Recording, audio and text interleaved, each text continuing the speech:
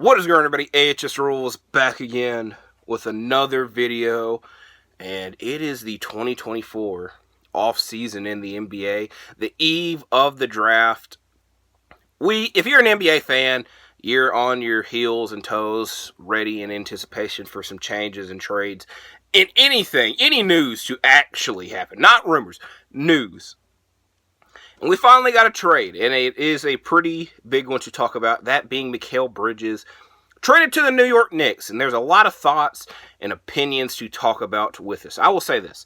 This video has been hell to make because I was waiting for like all the news and notes to come out after this and then give my thoughts on it. So it's not really live thoughts because I've waited a while.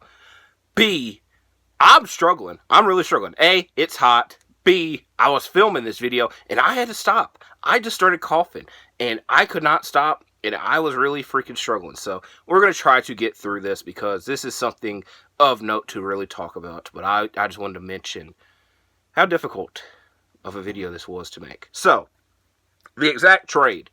Mikal Bridges to the Knicks. A second round pick is involved.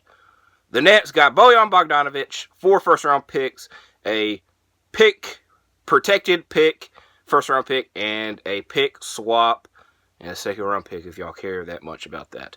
Then what made this more interesting and a little bit more confusing is the Nets got back their 2025 pick, which is a pick swap, and their 2026 first round pick from the Rockets, who got a 2025 and 2029 Suns pick swap and 2027, 2029 first round picks, which the 2029 pick I remember being involved in the Kyrie trade, so that pick is from the Mavericks. These picks get very confusing because they're pick swaps, protected, etc. In the grand scheme of things, from Mikal Bridges himself, the Nets got 6 first round picks. That I think is the main thing of note. So I think it's easy if I talk about. I'm going to talk about the Rockets first because I feel there's the least amount of things to talk about them. But the reason they're so interesting and need to be mentioned in this is that they are trying to trade. They're trying to win now. And the big name, the big fish that they're targeting is Kevin Durant. Now, I think it's a little bit bold. I think that's a nice way to put it. I think a more reasonable way to put it is a bit crazy to say that and suggest that. Because they were just they didn't even make the play-in. They didn't make the playoffs by that avenue. But I understand them wanting to compete and wanting to be better because they've been in this rebuild for 5-ish years, however you want to look at it. They don't need to keep adding young players. They want to compete. I understand that. I also understand going for the biggest name that you would think would be out there. Granted, I think the Suns are stubborn enough and they don't want to change and rebuild and they want to succeed with what they created. Granted, that it probably won't work, but for them, they want to try until it is just a done deal, move on type of thing. So I think the Suns are stubborn enough to run the same team back. I've kind of thought that for a while. So, but it was also reported that they are not just targeting Kevin Durant. There's several of the big names they're targeting. I would suggest Jimmy Butler because he's another name. He's very similar to Kevin Durant and would help them out. And the thing with Jimmy Butler is he wants to compete. He wants to win. He also wants his bag and wants his money. And I think Houston checks all those boxes. They want a guy that will compete and help them win. And if they're more than likely going to give up all this stuff to get Jimmy Butler, I would imagine they would pay him because the rumor is that Miami won't. So that's my opinions on the Rockets. The Nets, I do feel very bad for because my opinion on this trade exactly is because the thing is everything is pointing and rumored that Mikal suggested and hinted to the Nets that, yeah, he would like to be a New York Knick. And as long as his former Villanova teammates were New York Knicks, which I imagine they will be for quite a while, it was always going to be teased, rumored, pictured, talked about, oh, let's get Mikal here, especially just being so close together in the same state, same city, playing against each other because you're in the same freaking division. It was going to constantly be talked about.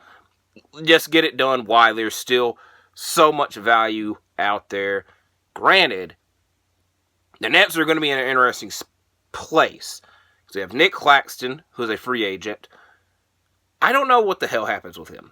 I think that he's still young enough that they would offer him the money that he would want, but don't really know if he wants to rebuild. And I think he wants the money. That's a wait-and-see situation. Cam Thomas is a breakout. I think he's going to be the leading candidate for most improved player next year. Granted, he's more likely to do the same stuff that he's been doing, but with higher numbers in percentages, or in points per game, I should say, at least. The interesting names, though, the really interesting names.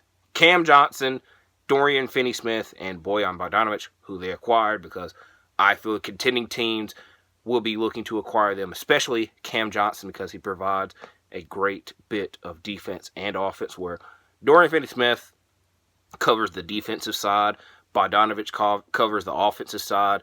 Also, Johnson is younger than those two. Granted, he's 28, and I had to Google that. He will be an interesting name to keep up with. A lot of people are suggesting the Mavericks. I'm personally suggesting the Kings, but I feel that every team would want Cam Johnson on their team. So that's a wait-and-see situation. Now we get to the Knicks. Like I said, he's reunited with his Villanova teammates, which is good news for me because I do have a Villanova championship shirt from that season that I got on clearance, with now all of them reunited. I would imagine has a bit more value. I don't know where it's at. I also don't plan on selling it, but if somebody wants it, you can hit me up. I'll look for it. Now the thing is, though, are they bringing back OG Anunoby and Isaiah Hartenstein? Because that will be a lot of effing money. But I have always assumed with the Knicks that they were looking to bring those two back and would be willing to offer it. But I don't know what the hell's going to happen. I'm fully imagining that they will be back. And if they do leave, that just gives me more things to talk about down the line. Especially with OG, because he helped that team out so much defensively in the playoffs.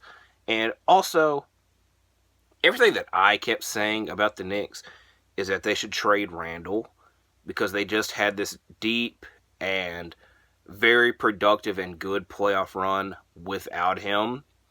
And I just think, in my personal opinion, he makes the team a little bit worse. So you try to improve and fill the holes around trading Randall, where now they still have Randall. And the main trade that I kept suggesting was Julius Randle for Paul George. I don't see that happening. I don't think there's a real reason for it to happen, because Mikal does a lot of what Paul George would do. And I also, again, was under the mindset that they would bring OG back and he could fill the power forward position. So I don't know what the hell happens with him. Again, I just am fully imagine that they bring OG and Hartenstein back. I think that's the main thing to note of them that you need to talk about. Not necessarily this Mikal trade, because you need to see what the full roster is. Because if it's just those four, it's funny because they did win a national title together. This is the NBA. It's a lot freaking different. But I think they will bring a lot of similarities into the NBA, because Jalen Brunson had a great playoffs. I also will say, we wanted to see Mikal in the first option role in Brooklyn. It was fine and dandy after the trade. This past season, it was kind of, this might not necessarily work. Then you kind of like, can he be the second option? I think as long as Randall is there, he's going to be forced to be a third option. But again, trade Randall, could use Mikal in the second option role. But I think he would fit well and perform well as a third option. Granted, I don't know many third options that you're giving up 5 first-round picks for, but they really wanted it. I think all sides except for...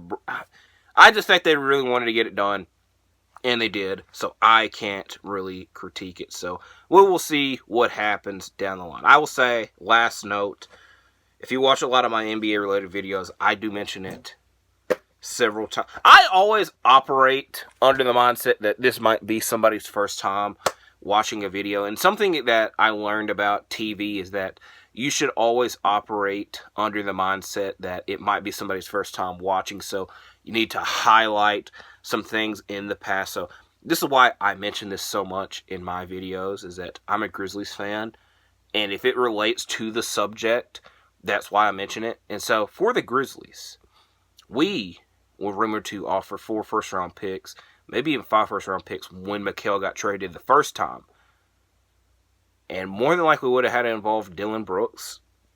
And back to the Rockets and finding a compete now player. Mikal would have fit that, but now that's out the window. I would have been very salty. I kind of got over us not trading for Mikal, but I definitely would have been salty and very pissed if Houston would have offered the same thing that we would have offered. Because, like I said, probably would have been Dillon Brooks and several first-round picks for Mikal. So, it's an interesting-ass trade. I'm struggling. I almost choked filming this video, but I essentially did get all my thoughts out on it.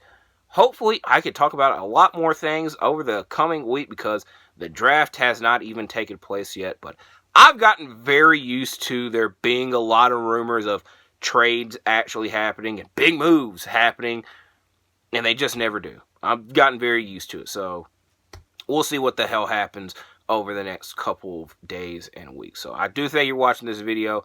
Like and subscribe, and I'll see you in the next one.